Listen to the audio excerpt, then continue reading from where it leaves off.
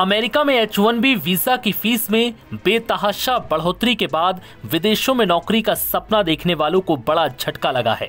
इतना ही नहीं, इस फैसले से कंपनियों के लिए विदेशी वर्कर्स को हायर करना भी महंगा हो गया। वैसे तो H-1B वीजा को लेकर लंबे समय से विवाद चल रहा था, क्योंकि इसके आलोचकों का कहना था कि ये वीजा प्रोग्राम अमेरिकी लोगों की नौकरियां खा रहा है।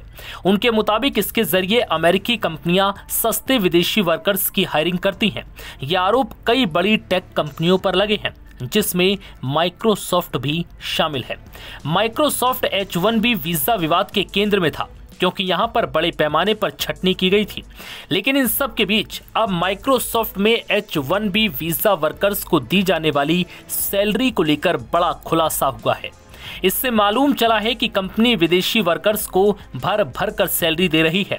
सॉफ्टवेयर इंजीनियर से लेकर डेटा साइंटिस्ट समेत कई बड़ी पोस्ट पर यह कंपनी लाखों नहीं बल्कि करोड़ों रुपए में सैलरी ऑफर करती है।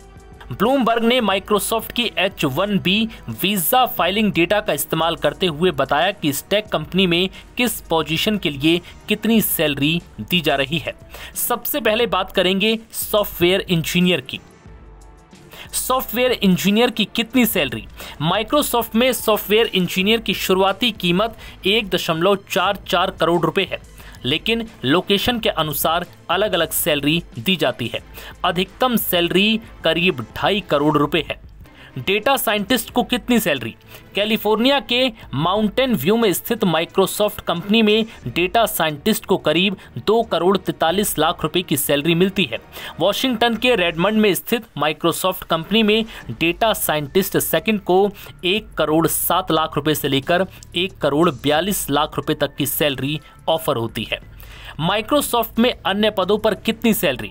प्रिंसिपल प्रोडक्ट मैनेजर को 2 करोड़ 21 लाख रुपए की सैलरी दी जाती है। प्रोडक्ट मैनेजर सेकंड को 1 करोड़ 8 लाख रुपए से लेकर 1 करोड़ 48 लाख रुपए तक सैलरी ऑफर होती है। मार्केट रिसर्च एनालिस्ट को सैलरी के रूप में 1 करोड़ 19 लाख रुपए मिलते हैं। अकाउंट एग्जीक्यूटिव को 1 करोड़ 37 लाख रुपए सैलरी दी जाती है। कंटेंट आर्किटेक्ट को 1 करोड़ 1 लाख रुपए सैलरी दी जाती है। सीनियर कंटेंट डिजाइनर को 1 करोड़ 49 लाख रुपए सैलरी ऑफर होती है। ये डेटा ऐसे समय पर सामने आया जब माइक्रोसॉफ्ट ने 9000 कर्मचारियों को निकाला है। वीजा फाइलिंग डेटा के जरिए मालूम चलता है कि सैलरी जॉब पोजीशन, लोकेशन और वरिष्ठता के आधार पर अलग अलग है। हालांकि सैलरी का सटीक आंकड़ा नहीं है, इसमें उतार चढ़ाव भी देखने को मिल सकता है। नवभारत टाइम्स की रिपोर्ट।